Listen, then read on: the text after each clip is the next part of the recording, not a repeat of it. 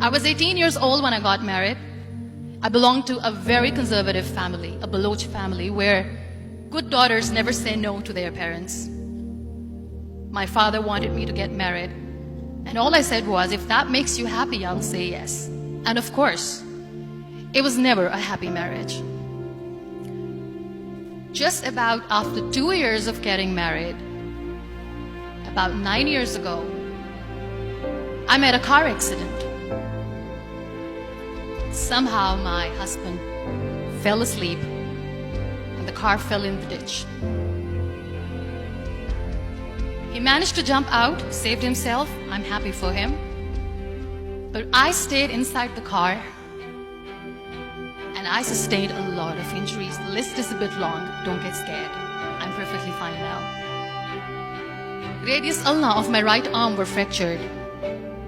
The wrist was fractured.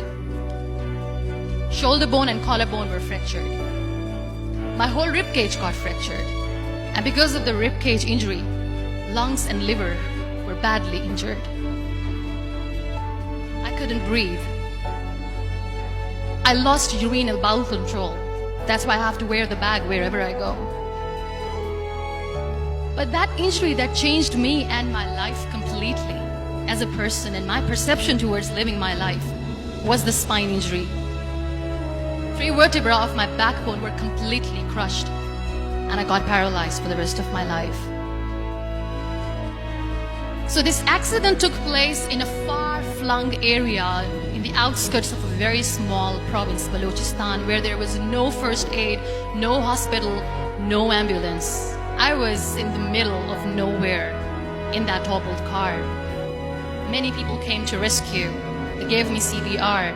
They dragged me out of the car. And while they were dragging me out, I got the complete transection of my spinal cord.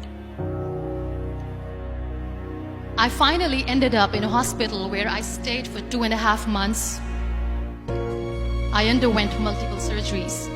Doctors have put a lot of titanium in my arm. There's a lot of titanium at my back to fix my back. That's why people in Pakistan call me the Iron Lady of Pakistan.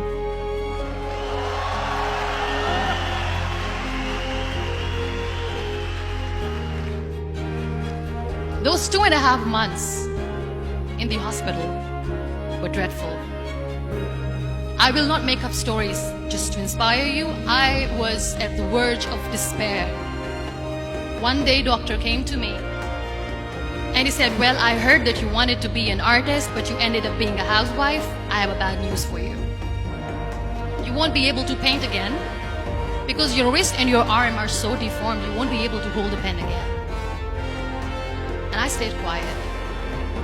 Next day, doctor came to me and said, your spine injury is so bad, you won't be able to walk again. I took a deep breath and I said, it's all right. The very next day, doctor came to me and said, because of your spine injury and the fixation that you have in your back, you won't be able to give birth to a child again. That day, I was devastated. I still remember, I asked my mother, why me? And that is where I started to question my existence. Why am I even alive? What's the point of living? I cannot walk, I cannot paint, fine, I cannot be a mother.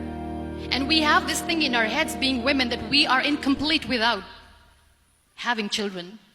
I am going to be an incomplete woman for the rest of my life. What's the point? So my mother said to me, this too shall pass. God has a greater plan for you. I don't know what it is, but He surely has.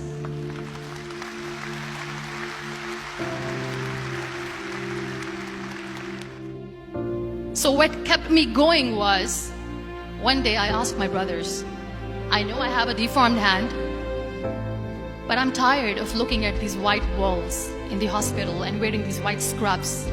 I'm getting tired of this. I want to add more colors to my life. I want to do something. Bring me some colors. Bring me some small canvas. I want to paint. So the very first painting I made was on my deathbed, where I painted for the very first time. There were a lot of infections in my body, a lot of allergies. So doctors wanted me to lie down on the bed straight for not 6 months, for not 1 year, for 2 years. I was bedridden, confined in that one room, looking outside the window, listening to the birds chirping, and thinking maybe there will be a time when we'll be going out with the family and enjoying the nature. That was the time where I realized how lucky people are, but they don't realize. And you know how it all began? That day I decided that I'm going to fight my fears. We all have fears. Fear of unknown, fear of known, fear of losing people, fear of losing health, money. We want to excel in career, we want to become famous, we want to get money. We are scared all the time.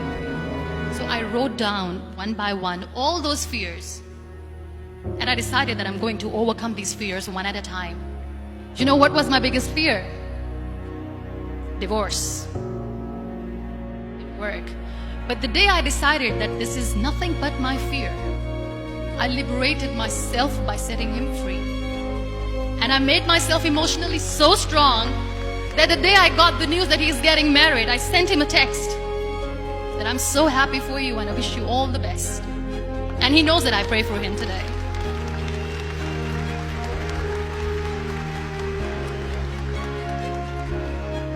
My biggest fear, number 2, was I won't be able to be a mother again.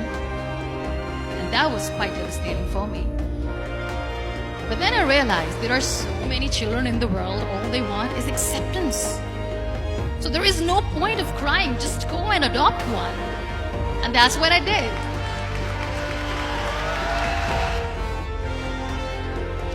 So when you accept yourself the way you are, the world recognizes you.